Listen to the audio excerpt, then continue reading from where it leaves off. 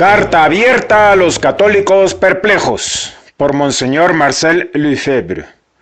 Capítulo 8. Del Catecismo holandés a Pierre Vivant. Entre los católicos he escuchado a menudo y sigo escuchando esta observación. Nos quieren imponer una nueva religión. ¿Es esto una exageración? Los modernistas, que tanto se han infiltrado en la iglesia y tienen la voz cantante, primero trataron de tranquilizar a los católicos diciéndoles: nada de eso. Tenéis esa impresión porque por motivos necesarios se han cambiado las formas antiguas por otras. Ya no se puede rezar igual que antes. Había que sacar el polvo, adoptar una lengua que puedan entender los hombres de nuestro tiempo, abrirse hacia nuestros hermanos separados. Pero, por supuesto, nada ha cambiado. Luego fueron menos prudentes y los más atrevidos hicieron declaraciones en grupos pequeños con gente a favor de su causa o bien públicamente. Un sacerdote como el padre Cardonel se movía por todas partes anunciando un nuevo cristianismo que discutía la famosa trascendencia según la cual Dios es el monarca universal, y se declaraba partidario abierto del modernismo de Loisy. Si has nacido en una familia católica, el catecismo que has aprendido es un esqueleto de la fe.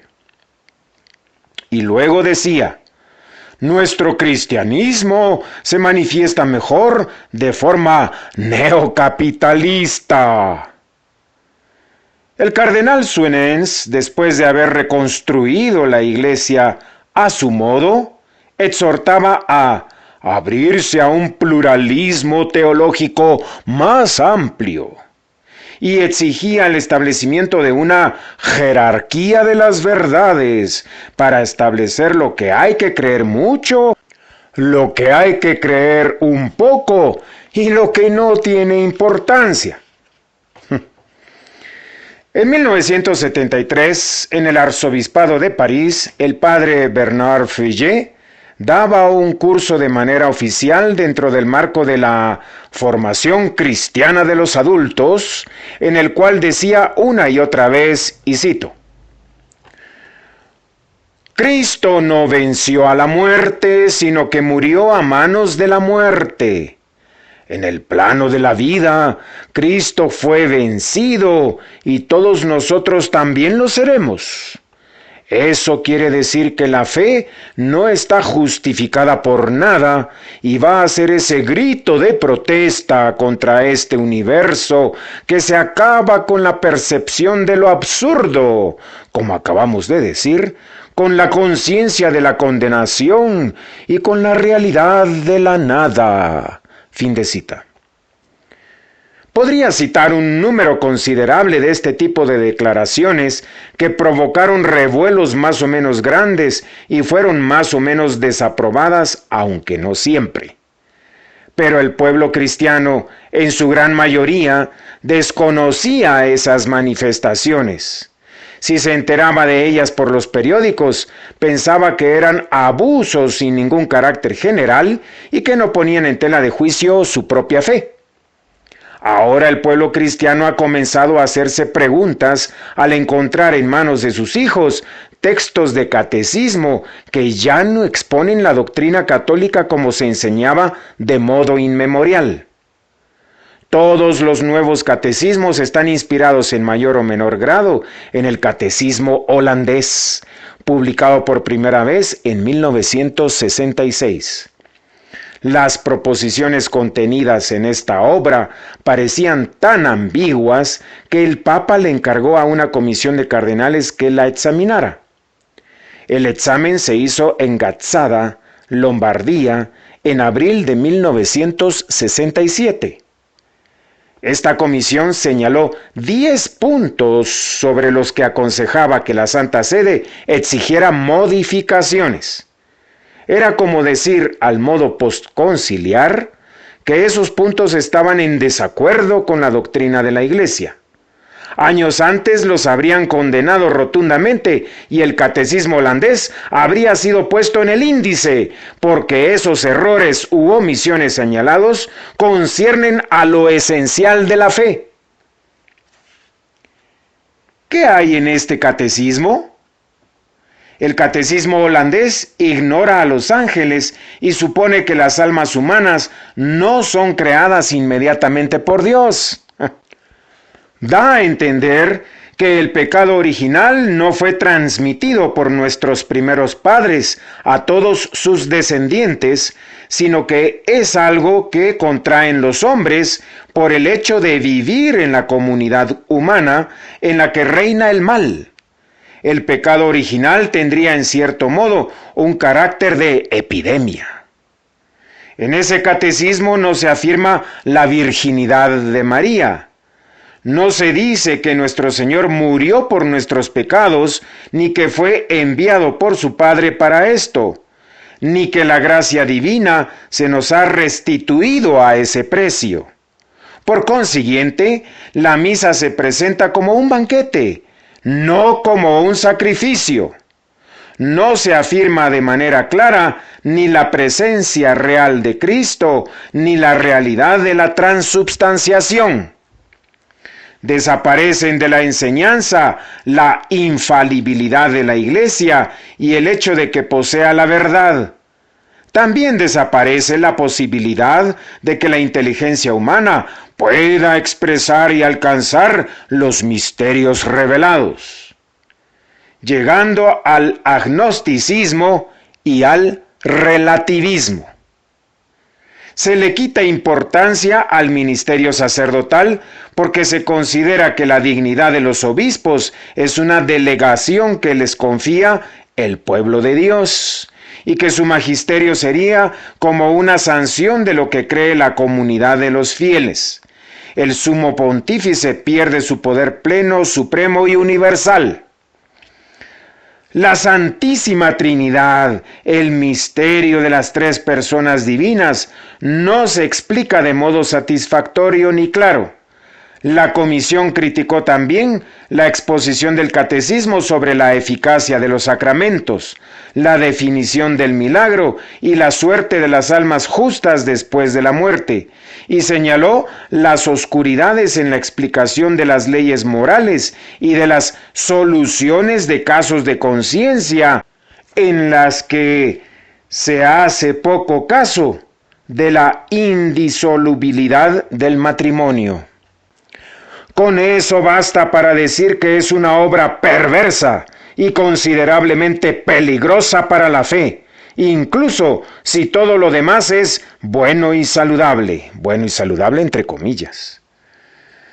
Nada tiene de sorprendente porque los modernistas siempre han mezclado lo verdadero y lo falso, como observaba firmemente San Pío X. Ahora bien, sin esperar el informe de la comisión e incluso adelantando los trabajos, los promotores del libro hicieron publicar traducciones en varias lenguas y el texto nunca se modificó después. A veces se agregaba el dictamen de la comisión y a veces no. Después hablaré del problema de la obediencia. ¿Quién desobedece en este asunto? ¿Quién denuncia ese catecismo? Los holandeses abrieron el camino, pero nosotros los hemos alcanzado muy pronto. No voy a explicar el desarrollo de la catequesis francesa, sino que me voy a detener más bien en su última manifestación, la colección católica de documentos privilegiados de la fe, titulada Pierre Vivant, y la avalancha de otros recorridos catequísticos entre comillas. Para respetar la definición de la palabra catequesis o catecismo ostensiblemente empleada en todos los documentos, esas obras deberían estar en forma de preguntas y respuestas, pero se abandona esa forma que permitía un estudio sistemático del contenido de la fe y casi nunca se dan respuestas. Pierre Vivant se guarda de hacer afirmaciones, salvo las de las proposiciones nuevas, insólitas y ajenas a la tradición. Cuando se evocan los dogmas, se hace como si fueran creencias particulares de una parte de los hombres que el libro llama los cristianos entre comillas, que pone al mismo nivel que los judíos, que los protestantes, los budistas e incluso los agnósticos y los ateos. En muchos lugares se invita a los animadores de catequesis a hacer que el niño abrace una religión sin importar cuál. Además, los niños tienen que escuchar a los incrédulos que tienen mucho que enseñarles. Lo importante es hacer equipo entre comillas, ayudarse entre compañeros de clase y preparar para el mañana las luchas sociales en las que habrá que comprometerse hasta con los comunistas, como lo explica la edificante historia de Magdalena del Brel, esbozada en Pierre Vivant y contada a lo largo del libro en algunos puntos. Otro santo entre comillas que se da como ejemplo a los niños es Martin Luther King, y se elogia a Marx y a Proudhon como grandes defensores de la clase obrera, que parece que vienen de fuera de la iglesia. Parece que vienen fuera de la iglesia. Al parecer, la iglesia hubiese deseado emprender esa lucha, pero no supo hacerlo y se contentó con denunciar la injusticia. Eso es lo que les enseñan a los niños. Pero la manera de desacreditar a las Sagradas Escrituras, obra del Espíritu Santo, es aún más grave. Se podría esperar que la colección de textos de la Biblia empezase por los que se refieren a la creación del mundo y del hombre, pero Pierre Vivant empieza con el libro del Éxodo y con este título: Dios crea a su pueblo. ¿Cómo no se van a sentir los católicos más perplejos aún, desconcertados y escandalizados con un cambio semejante de lenguaje? Hay que llegar al primer libro de Samuel para ver un regreso hacia el libro del Génesis y enterarse de que Dios no ha creado el mundo. No estoy inventando tampoco. Dice así, cito: el autor de este relato de la creación se pregunta, lo mismo que muchas personas, ¿cómo comenzó el mundo? Unos creyentes reflexionaron y uno de ellos compuso un poema. Fin de cita. Luego, en la corte de Salomón, otros sabios reflexionaron sobre el problema del mal y para explicarlo escribieron un relato con imágenes. Y así es como se explica la tentación por obra de la serpiente y la caída de Adán y Eva. Imágenes. Pero no se habla del castigo porque ahí se interrumpe el texto. Dios no castiga, igual que la nueva iglesia que ya no condena, es misericordiosa, salvo a los que siguen fieles a la tradición. A los tradicionalistas sí los condena. El pecado original, que está entre comillas, es una enfermedad de nacimiento, una enfermedad que data desde los orígenes de la humanidad, algo muy vago e inexplicable y desconcertante. Por supuesto, así se desmorona toda la religión. Si ya no se puede dar una respuesta a lo que se refiere al problema del mal, ya no vale la pena predicar ni decir misas ni confesar. ¿Quién nos va a escuchar? El Nuevo Testamento comienza en Pentecostés. Se resalta esa primera comunidad que lanza un grito de fe. Luego esos cristianos recuerdan entre comillas, y la historia de nuestro Señor se va dibujando poco a poco, saliendo de las brumas de la memoria de aquellos primeros cristianos, empezando por el final, la cena y el Gólgota. Luego se expone la vida pública y finalmente la infancia de Jesucristo con este título ambiguo. Los primeros discípulos narran la infancia de Jesús. Los primeros discípulos narran la infancia de Jesús. ¡Ja! Sobre estas bases, los recorridos catequísticos dan a entender fácilmente que los evangelios de la infancia de Jesús son una piadosa leyenda, como las leyendas que acostumbraban a hacer los pueblos antiguos cuando redactaban la biografía de sus hombres ilustres. Además, Pierre Vivant data tardíamente a los evangelios, reduciendo su credibilidad, y en un cuadro tendencioso muestra a los apóstoles y a sus sucesores predicando, celebrando y enseñando antes de reinterpretar la vida de Jesús a partir de sus propias vidas. Es una inversión total. Las experiencias personales de los apóstoles se convierten en el origen de la revelación en lugar de ser la revelación la que modela sus pensamientos y sus vidas. Sobre las postrimerías, Pierre Vivant mantiene una confusión inquietante. ¿Qué es el alma? Cito: para correr es necesario el aliento.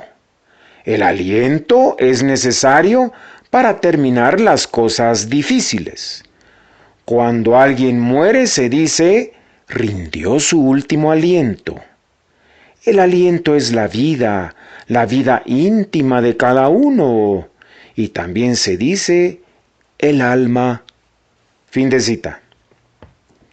En otro capítulo, se asimila el alma al corazón que late y ama. El corazón es también el asiento de la conciencia.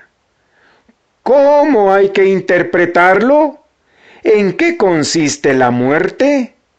Los autores del libro no se pronuncian sobre el tema. Cito: para algunos, la muerte es cuando la vida se para definitivamente. Otros piensan que se puede vivir incluso después de la muerte, pero no saben si es seguro. Y otros están muy seguros de que hay una vida después. Los cristianos son de esos. Fin de cita. El niño solo tiene que elegir. La muerte es una cuestión de opiniones. Pero si el que sigue los cursos de catecismo ya es cristiano, ¿por qué se habla de los cristianos en tercera persona en lugar de decir claramente, nosotros sabemos que hay una vida eterna y que el alma no muere? El cielo también se trata de modo equívoco. Cito: los cristianos hablan a veces del cielo para referirse a la alegría perfecta de estar con Dios para siempre después de la muerte. Eso es el cielo, el reino de Dios, la vida eterna y el reino de la paz. Fin de cita. Esta explicación es muy hipotética. Parece que se trata de un modo de hablar, de una metáfora que usan los católicos para tranquilizarse. Nuestro Señor nos ha prometido el cielo si guardamos sus mandamientos, y la Iglesia siempre lo ha definido como un lugar de felicidad perfecta en el que los ángeles y los elegidos ven a Dios y lo poseen para siempre. Esta catequesis representa una clara distancia en relación a los catecismos. Lo único que se consigue es una falta de confianza en las verdades enseñadas y una desmovilización espiritual. ¿De qué vale resistir a los instintos y seguir un camino estrecho si no sabemos muy bien qué nos espera después de la muerte? El católico no busca en sus sacerdotes o en sus obispos indicaciones para hacerse una idea de Dios, del mundo o de las postrimerías, sino que les pregunta qué debe hacer y qué tiene que creer. Si los sacerdotes le responden con una serie de propuestas y de proyectos de vida, no le queda más que formarse su religión personal y así se hace protestante. Esa catequesis hace que los niños se conviertan en pequeños protestantes. La clave de la reforma es eliminar las certezas. Se critica a los católicos que tienen certezas y que las guardan como un avaro su tesoro. Se los tacha de egoístas y atiborrados. Hoy hay que abrirse a las opiniones contrarias, admitir las diferencias, respetar las ideas de los masones, de los marxistas, de los musulmanes y hasta de los animistas. Dialogar con el error es la señal de una vida santa. Todo está permitido. Ya he mencionado las consecuencias de la nueva definición del matrimonio. No son puras hipótesis, sino que le pueden suceder al que tome esa definición al pie de la letra. Y no han tardado mucho en realizarse si juzgamos por la licencia de las costumbres, que cada día se difunde más. Pero lo que más consterna es ver que esta catequesis apoya todo eso. Veamos un material catequético, como se dice ahora, publicado en Lyon, Francia, en 1972, con imprimatur y destinado a los educadores. El título: He aquí al hombre. La parte dedicada a la moral dice lo siguiente: Jesús no tuvo la intención de dejar a la posteridad una moral política o sexual o de ninguna otra índole. La única exigencia que queda es el amor de los hombres entre sí. Para lo demás, hay libertad para expresar ese amor que se siente hacia nuestros semejantes, eligiendo la mejor manera y según las circunstancias. Fin de cita. El capítulo sobre la pureza da las explicaciones de esta ley general. Después de haber explicado, despreciando el Génesis, que el vestido apareció solo tardíamente, como signo de una posición social y de una dignidad, y para desempeñar un papel de disimulación, se define a la pureza así: ser puro es estar en el orden natural y ser fiel a la naturaleza. Ser puro es estar en armonía y en paz con la tierra y con los hombres. Es estar de acuerdo, sin resistencia ni violencia, con las grandes fuerzas de la naturaleza. Fin de cita. Y luego viene una pregunta y una respuesta. ¿Esa pureza es compatible con la de los cristianos? No solo es compatible, sino que es necesaria para ser realmente humana y cristiana. Jesucristo no repudió ni rechazó ninguno de esos descubrimientos ni de esas adquisiciones que son el fruto de la larga búsqueda de los pueblos, sino que al contrario, vino para darles una prolongación extraordinaria. No he venido a abolir, sino a cumplir. Fin de cita. Para apoyar esas afirmaciones, los autores dan como ejemplo a María Magdalena. Y cito: en esa asamblea, ella era la que era pura porque amó mucho y profundamente. Fin de cita. De este modo se desfigura el Evangelio. Solo se fijan en el pecado de María Magdalena y en su vida disoluta. El perdón que le otorga nuestro Señor se presenta como una aprobación de su vida pasada, sin tener en cuenta la exhortación divina. Vete y no peques más. Juan 8:11.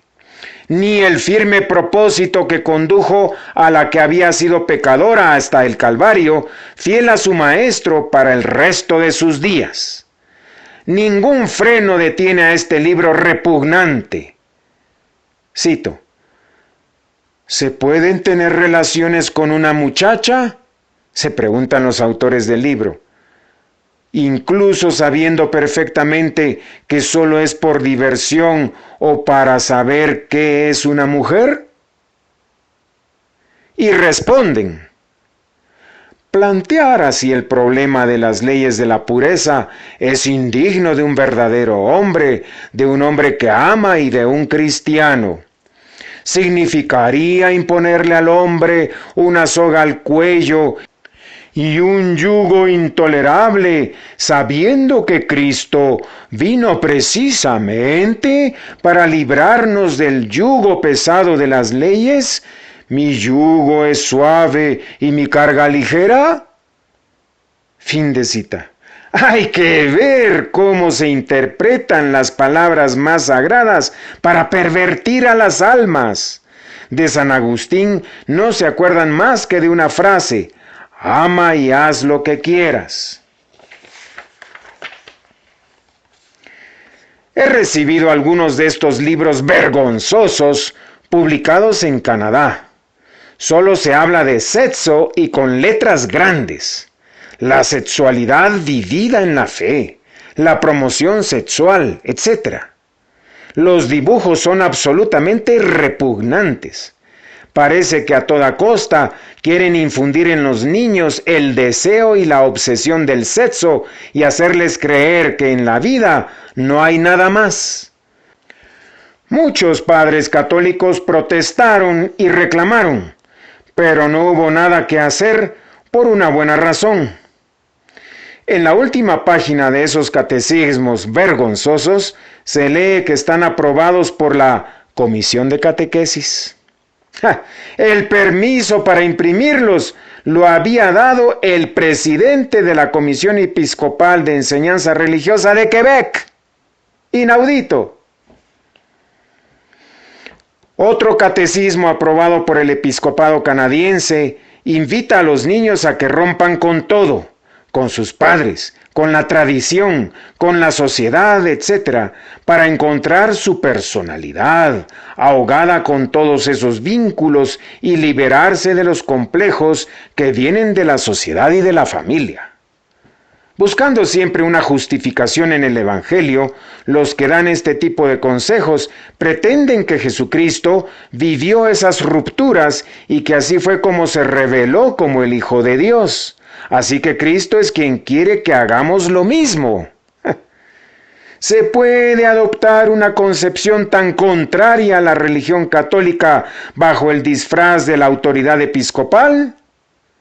En lugar de hablar de ruptura, se tendría que hablar de los vínculos que tenemos que buscar porque constituyen nuestra vida. El amor de Dios, ¿qué es sino un lazo con Dios, una obediencia a Él y a sus mandamientos? El vínculo con los padres y el amor a ellos son vínculos de vida y no de muerte, pero se le presentan al niño como algo que lo ahoga y le oprime, que disminuye su personalidad y de lo que tiene que liberarse. No. Los padres no pueden dejar que corrompan de este modo a sus hijos. Lo digo con toda franqueza, no pueden mandar a sus hijos a esos catecismos que les hacen perder la fe.